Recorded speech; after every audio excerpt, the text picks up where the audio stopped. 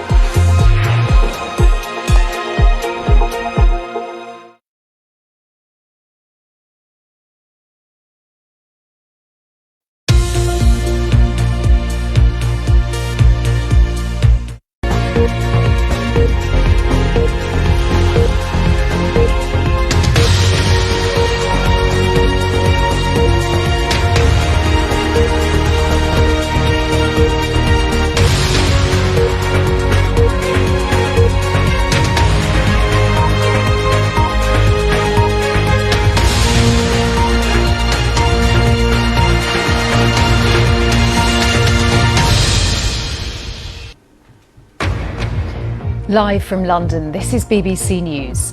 The Israeli Prime Minister says his latest talks with President Trump focused on freeing the hostages in Gaza. The son of a British couple arrested on a motorbike tour in Iran call for the government to do more to get them home.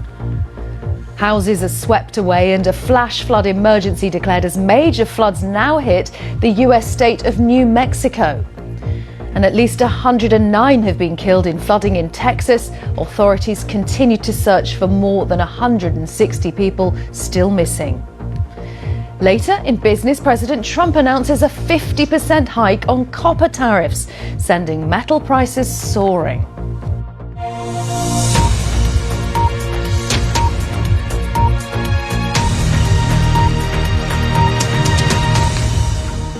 Hello, I'm Karin Giannone. President Trump and the Israeli Prime Minister Benjamin Netanyahu have met for the second time in 24 hours to discuss efforts to reach a ceasefire deal in Gaza. Around the world and across the UK, this is BBC News.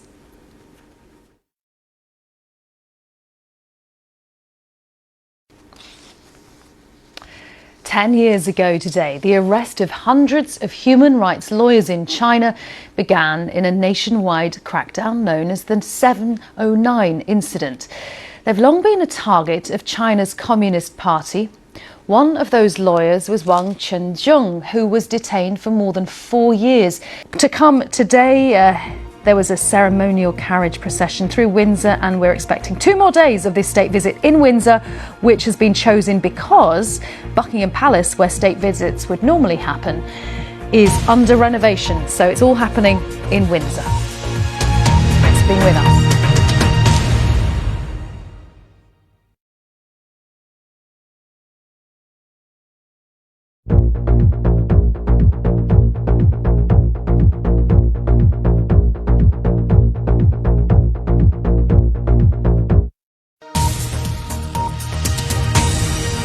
Now on BBC News, the latest business news from across the globe. Business Today.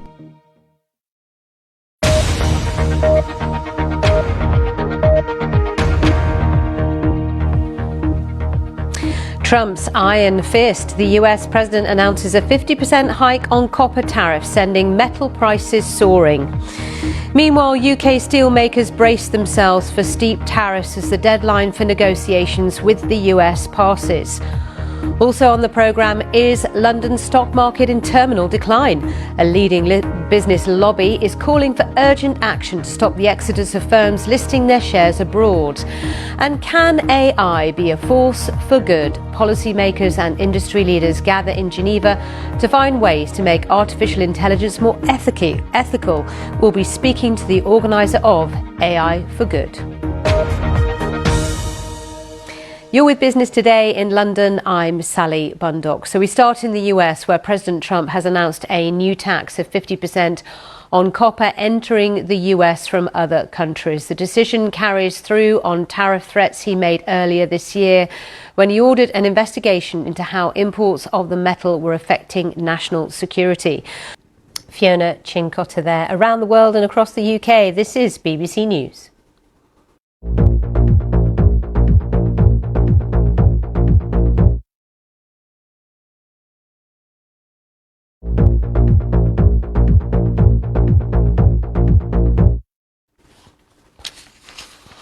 You're with Business Today. I'm Sally Bundock. Now, is London's stock market in terminal decline? Well, that is the fear of some in the investment world, with companies increasingly choosing New York over London as a place to list their shares. Now, Britain's business lobby, the CBI, is calling for urgent action to support the City of London. So that brings to a close Business Today. Of course, there are more business stories on our website and the BBC News app, so do take a look if you wish to. In 10 minutes, the financial markets in Europe will start their trading day. In Asia, it's been another sort of mixed, if not muted, session as investors try and keep across the news on tariffs. That's all from me. See you soon.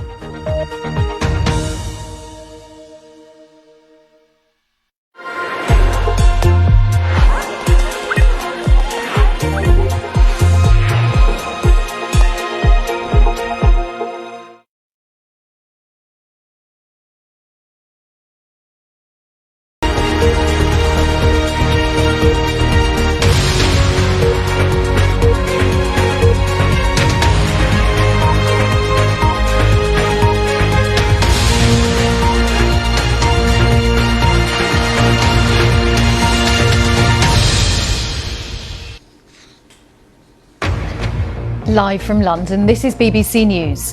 The Israeli Prime Minister says his latest talks with President Trump focused on freeing the hostages as Israel continues to bomb Gaza. Russia launches its largest drone and missile attack in Ukraine since its full-scale invasion 3 years ago. Authorities in Texas say over 160 people are still missing after Friday's flash floods.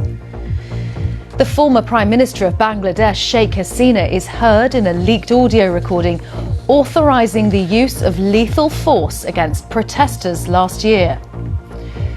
President Macron will visit the burial place of the late Queen as his state visit to the UK continues. Sir Keir Starmer will meet him in London to discuss the Channel migrant issue.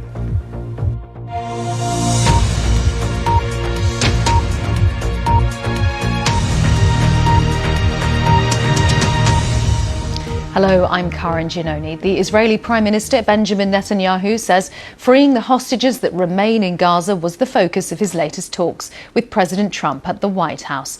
Around the world and across the UK, this is BBC News. I'll chase up on this meeting. Let's turn to the United States, where there's been major flooding in the state of New Mexico. At least 3 people have died there. Homes have been swept away in the south of the state, with water levels along a river in Ruidoso rising fast. Ridija, BBC News. And there's more on that story on the BBC website.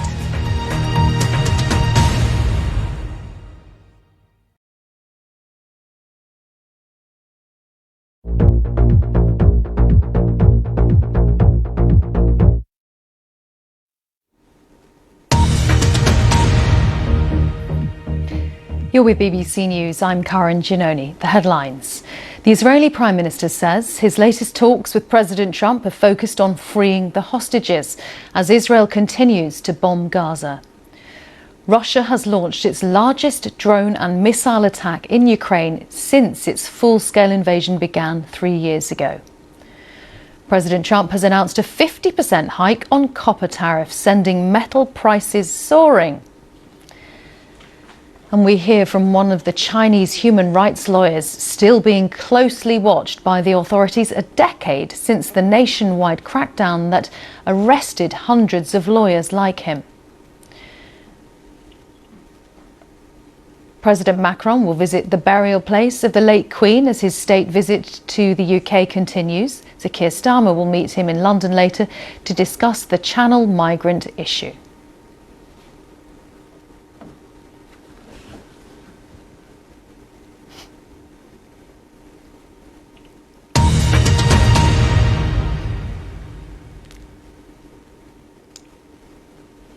And now Sally is here with the business news. And Sally, another day, another tariff. Indeed, or could be several for that matter. Who knows? We're going to have to wait and see when the day gets underway in the US. But certainly there is more to tell you about now. President Trump has announced a new tax of 50% on copper entering the US from other countries. The decision carries through on tariff threats he made earlier this year. So that's Joe Bennett, who I spoke to earlier, who is launching the campaign today. It's called Free Lindsay and Craig. So that's his mission. Back to you, Karin. Thank you. 10 years ago today, the arrest of hundreds of Chinese human rights lawyers began in a nationwide crackdown known as the 709 incident. They've long been a target of China's Communist Party. And we will bring you that visit as it continues here on BBC News. In the meantime, Catherine Bjerrehanger will be with you next. From me, Karin Giannone, goodbye for now.